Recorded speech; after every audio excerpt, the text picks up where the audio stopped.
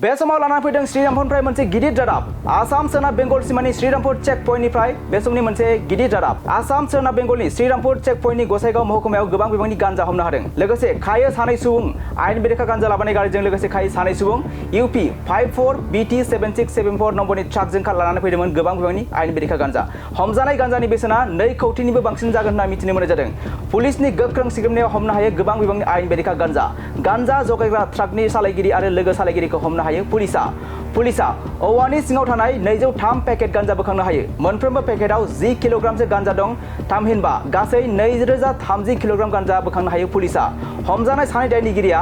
रामलखन राजभर आरो मनज चौहान होनना सिनायथि मोनदों सानैबो उत्तर प्रदेश मऊ जिल्लानि बिरानि होननानै मिथिनो मोननाय जादों पुलिसा मोनसे आन्दोनि सुलुंनिफ्राय खौरां मोननानै गांजाखौ जब्द खालामनो हायो आसाम सोनाब बेंगल सिमानि श्रीरामपुर चेक पॉइंटनि गसाइगाव महकुमायाव गोबां बिबांनि गांजा हमनो हादों UP 54 BT 7674 नम्बरनि ट्राकजों लानानै फैदोंमोन गोबां बिबांनि आयेन बेरेखा गांजा